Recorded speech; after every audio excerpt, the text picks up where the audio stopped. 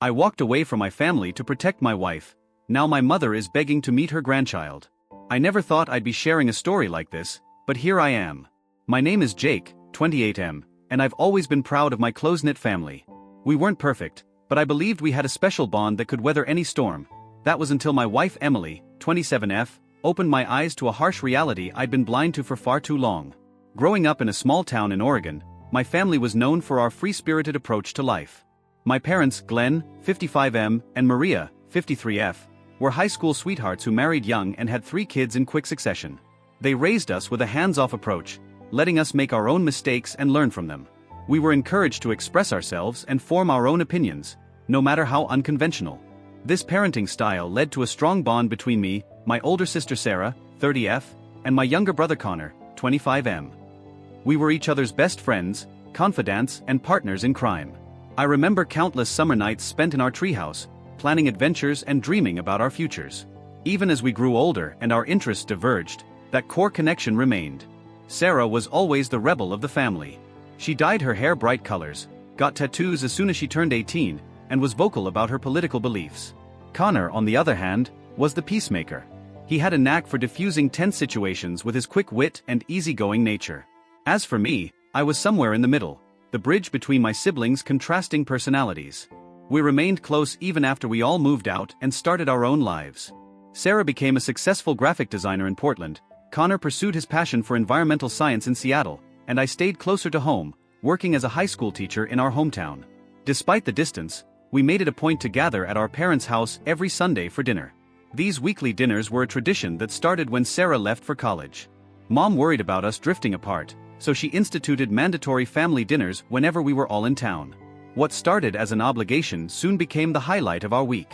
The dinners were filled with laughter, heated debates, and the occasional arm wrestling match, a family tradition to settle minor disputes.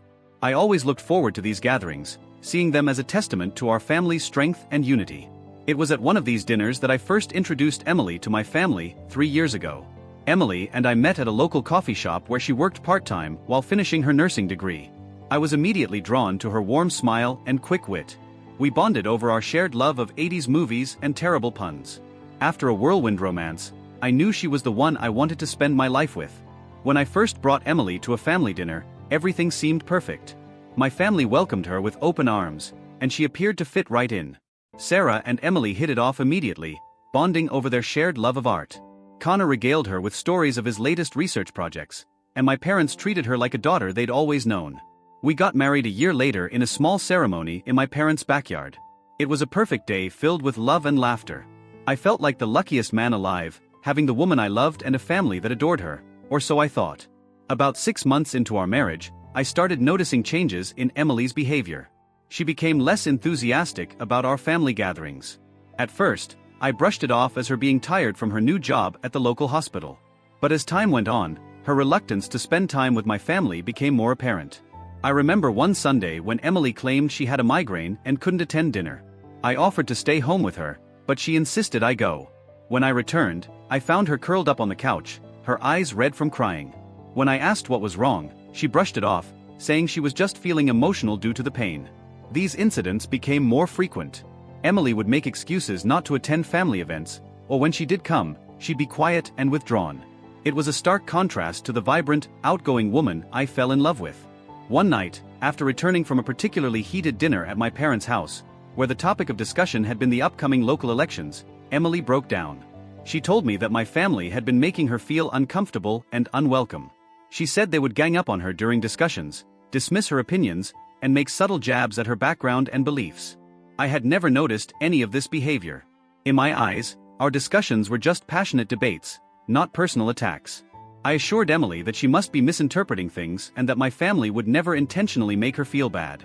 This led to our first major argument as a married couple. Emily accused me of dismissing her feelings and siding with my family over her. She brought up specific incidents, like the time Sarah made a sarcastic comment about Emily's small-town views or when my mother criticized her career choice, suggesting that nursing wasn't ambitious enough. I felt caught in the middle, unable to believe that the family I loved so much could be causing my wife such distress. I tried to rationalize their behavior, explaining that Sarah's sarcasm was just her way of joking and that my mother probably meant well with her career advice.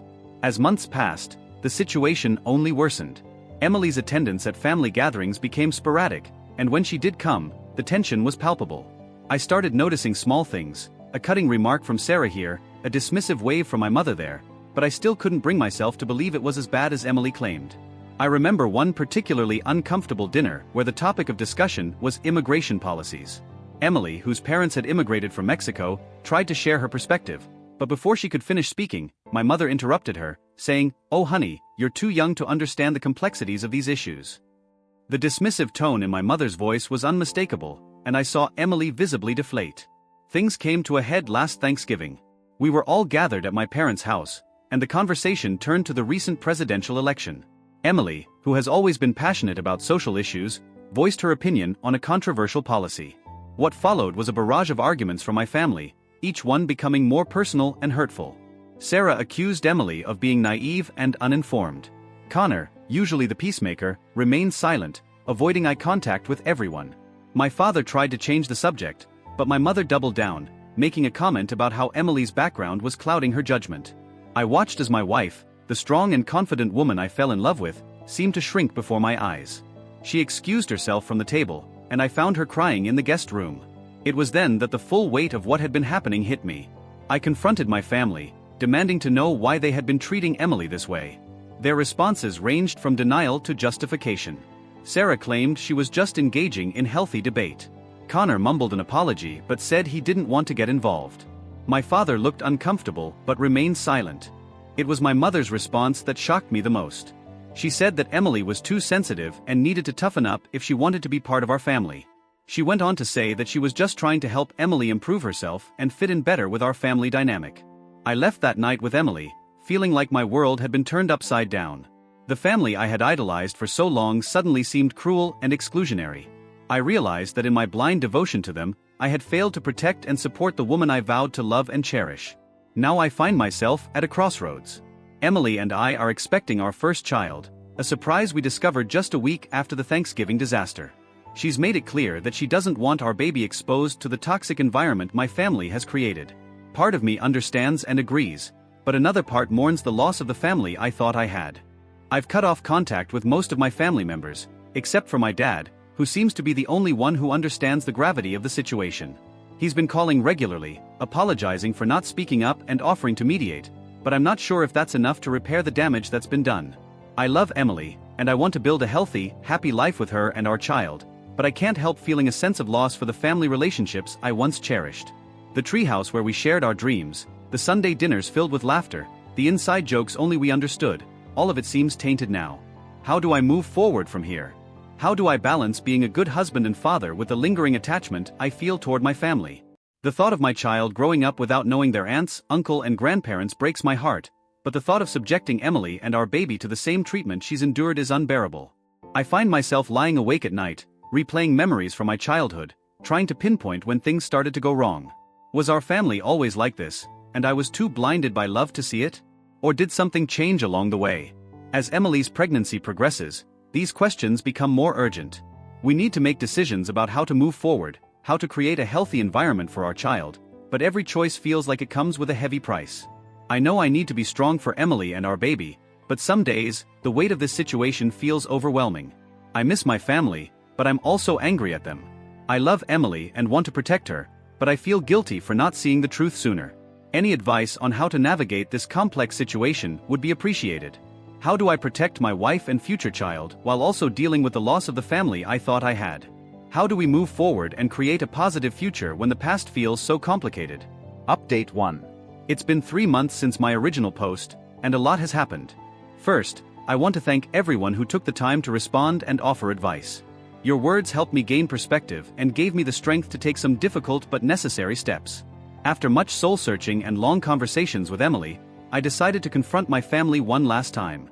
I arranged a meeting at a neutral location, the local park where we used to have family picnics when we were kids. I chose this spot, hoping it would remind everyone of happier times and the bond we once shared. Emily chose not to attend, which I completely understood and supported. The days leading up to the meeting were filled with anxiety. I found myself reminiscing about the good times, building sandcastles with Sarah at this very park, teaching Connor how to ride a bike on these paths, with mom and dad cheering us on from the sidelines. It made what I had to do even harder. When the day arrived, I got to the park early and sat on our favorite bench, the one with our initials carved into it from years ago. As I waited, I felt a mix of emotions, anger, sadness, and a glimmer of hope that maybe, just maybe, we could find a way to fix this. My family arrived together, Mom and Dad in the front, Sarah and Connor trailing behind. The atmosphere was tense from the start. We exchanged awkward greetings and sat down at a nearby picnic table. I took a deep breath and began. I laid out every instance of mistreatment that Emily had experienced, backed up by specific examples and dates. I talked about the sarcastic comments, the dismissive attitudes, the way they ganged up on her during discussions. I explained how their behavior had not only hurt my wife, but also put a strain on our marriage and was now threatening the relationship I would have with my unborn child. As I spoke, I watched their faces carefully. My dad, Glenn, looked pained and remorseful.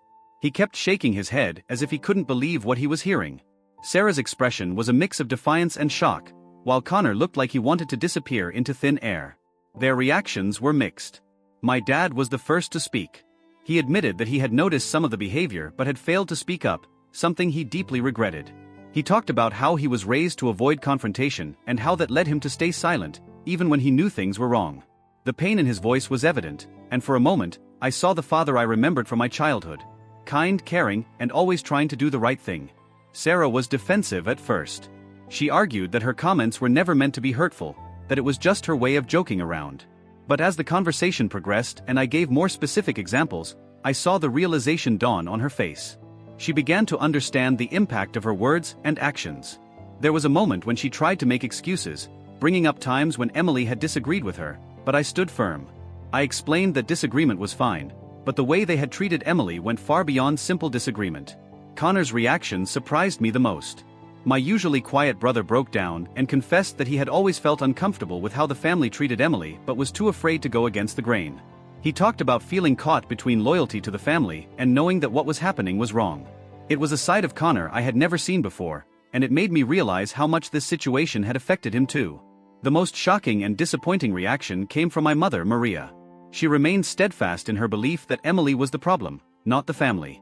She accused me of betraying the family and claimed that Emily had brainwashed me against them. She brought up incidents from our childhood, times when she said she had sacrificed for us, as if that justified her behavior toward Emily. Her words were hurtful, but they also provided clarity. I realized that my mother's behavior was the root of much of the toxicity in our family dynamic.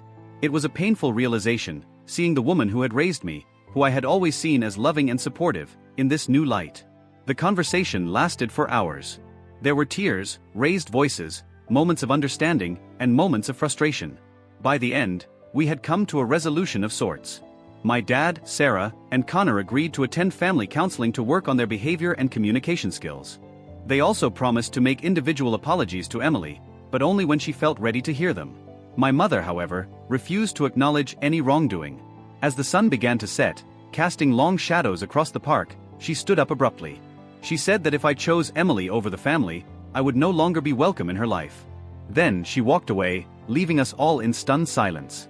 It was a painful moment, watching her retreating figure, knowing that this might be the last time I saw her for a while. But it also felt like a weight lifted off my shoulders. For the first time in months, I felt like I could breathe freely. In the weeks that followed, I had several one-on-one conversations with my dad Glenn and my sister Sarah. They've been making efforts to understand where they went wrong and how they can do better. Sarah even sent Emily a heartfelt letter apologizing for her behavior and expressing a desire to make amends. Connor has been calling regularly, asking about the pregnancy and offering support. Emily has been cautiously optimistic about these developments. While she's not ready to jump back into family gatherings, she's open to the idea of slowly rebuilding relationships, starting with individual meetings once the baby is born. As for my mother, I haven't heard from her since the day in the park. My dad tells me she's still angry and hurt, but he's hopeful that with time and the arrival of her grandchild, she might come around.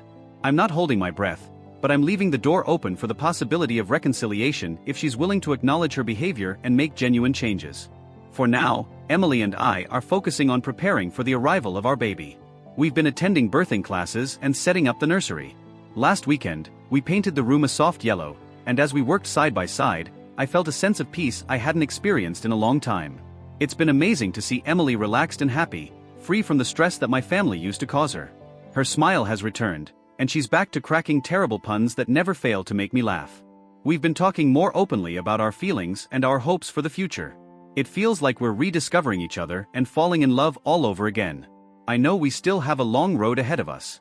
There are moments when I feel a pang of sadness thinking about the family gatherings we're missing, the inside jokes I can no longer share. But then I look at Emily, see her hand resting on her growing belly, and I know I've made the right choice. I'm learning to be the husband and soon-to-be father that Emily and our child deserve, even if it means redefining what family means to me. It's not always easy, but every day I'm more certain that it's worth it. To those who might be facing similar situations, I want to say that it's okay to prioritize your own family, the one you've chosen and are building, over the one you were born into. It's not betrayal, it's growth. And while it might be painful, it can also be incredibly freeing. Update 2. It's been 6 months since my last update, and our lives have changed dramatically. Our daughter Lily was born 2 months ago, and she's absolutely perfect. The moment I held her in my arms for the first time, I knew that all the difficult decisions and painful conversations had been worth it.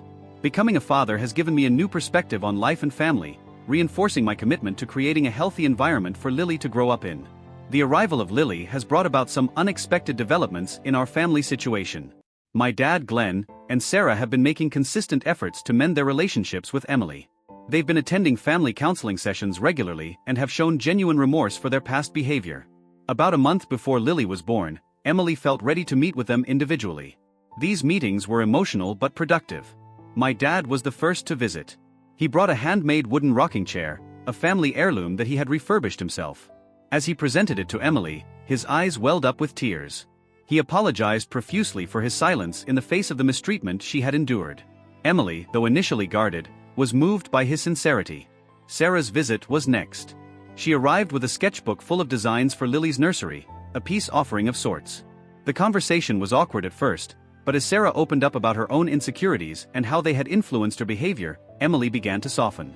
By the end of the visit, they were tentatively planning a day out together after the baby was born. Connor's meeting was perhaps the most surprising.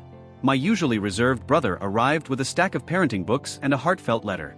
He confessed that he had always admired Emily's strength and conviction, and that his silence had come from a place of cowardice, not agreement with the family's behavior. Emily appreciated his honesty, and they ended up talking for hours about their hopes for Lily's future. When Lily was born, we decided to allow them to visit us in the hospital. It was a tense moment at first, but seeing their joy at meeting Lily helped ease some of the lingering awkwardness. Emily was understandably guarded, but she appreciated their respectful behavior and the effort they were making. Since then, we've been slowly integrating them back into our lives. We've had a few dinners at our house, where the focus has been on getting to know each other again and bonding with Lily. These gatherings have been peaceful and pleasant, a stark contrast to the hostile environment of the past. The most surprising turn of events, however, involves my mother, Maria. About a month after Lily was born, she reached out to me and asked to meet alone at a local coffee shop. I was apprehensive but agreed, hoping for some resolution. When we met, I hardly recognized the woman sitting across from me. Gone was the defensive, domineering mother I had known. Instead, I found a tearful, remorseful woman who had spent months reflecting on her behavior. She confessed that after our confrontation in the park, she had spiraled into depression, forcing her to take a hard look at herself and her actions. She had started seeing a therapist who helped her understand the toxic patterns in her behavior and the damage she had caused to her relationships. Maria apologized profusely for her treatment of Emily and for the way she had manipulated family dynamics for years. She expressed a deep desire to make amends and to be a part of Lily's life, but she also said she would understand if we weren't ready for that. I was stunned by this change in my mother. While I was touched by her apology, I made it clear that rebuilding our relationship would be a slow process and that Emily's feelings would be the priority. Maria agreed, saying she was willing to do whatever it took to earn back our trust. I shared this development with Emily, and while she was skeptical at first, she agreed to a carefully controlled meeting. We invited Maria to our house, with my dad present as a buffer. The meeting was awkward and emotional, but it ended with Maria making a heartfelt apology to Emily and getting to meet her granddaughter for the first time. We're taking things day by day. Maria is not fully integrated back into our lives, but she's making efforts. She's joined the others in family counseling and has been respectful of our boundaries. It's a work in progress, but I'm cautiously optimistic.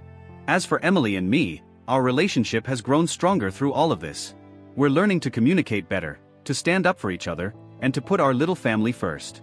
Watching Emily with Lily fills me with joy and reaffirms that I made the right choice in prioritizing their well-being. The road ahead is still long, and I know there will be bumps along the way, but for the first time in a long while, I feel hopeful about the future of our expanded family. Update 3. It's been a year since my last update, and I'm happy to report that things have continued to improve. Lily just celebrated her first birthday, and the party was a testament to how far we've come as a family. Over the past year, we've been slowly rebuilding relationships and establishing new, healthier dynamics. My dad Glenn and Sarah have become regular fixtures in our lives. They've proven their commitment to change through consistent actions and respect for our boundaries. Emily has grown more comfortable around them, and it's heartwarming to see them doting on Lily. My mother, Maria, has made remarkable progress. She's continued with her therapy and has become an active participant in our family counseling sessions. Her relationship with Emily has improved significantly. While they may never be best friends, there's a mutual respect and understanding between them now. One of the most significant changes has been in our family gatherings. We've started a new tradition of monthly family dinners at our house. These dinners are a far cry from the tense, argumentative affairs of the past. There's laughter, genuine conversations, and a palpable sense of love and support. We've established clear guidelines for these gatherings. Everyone knows that respectful communication is non-negotiable, and we've all learned to be more mindful of each other's feelings and perspectives. If discussions become heated, we have strategies in place to de-escalate and return to neutral ground. Emily has blossomed in this new environment. She's more confident in expressing her opinions, and it's beautiful to see her forming individual bonds with my family members. She and Sarah have even started a book club together, something I never would have imagined possible a year ago. As for me, I've learned valuable lessons about standing up for what's right, even when it's difficult. I've become a better husband and father, always putting Emily and Lily's well-being first. My relationship with my family has evolved into something more mature and balanced. Lily is the center of everyone's world. It's amazing to see how her presence has motivated everyone to be their best selves. She's growing up surrounded by love and positive examples of conflict resolution and personal growth. Of course, it hasn't all been smooth sailing. We've had setbacks and moments of tension. There have been times when old habits threatened to resurface, but we faced these challenges head-on, always returning to our commitment to do better. Looking back on where we were 2 years ago, the transformation seems almost unbelievable. We've gone from a family fractured by toxicity and misunderstanding to one that's stronger, more compassionate, and truly supportive. I'm under no illusion that our work is done. Maintaining healthy relationships requires ongoing effort and vigilance, but I'm no longer daunted by this task. Instead, I'm excited about the future we're building together. As we move forward, Emily and I are excited about expanding our family. We're trying for a second child, knowing that this time we'll be bringing a baby into a family that's ready to offer nothing but love and support. Thank you to everyone who has followed our journey and offered support along the way. Your encouragement has meant more than you know.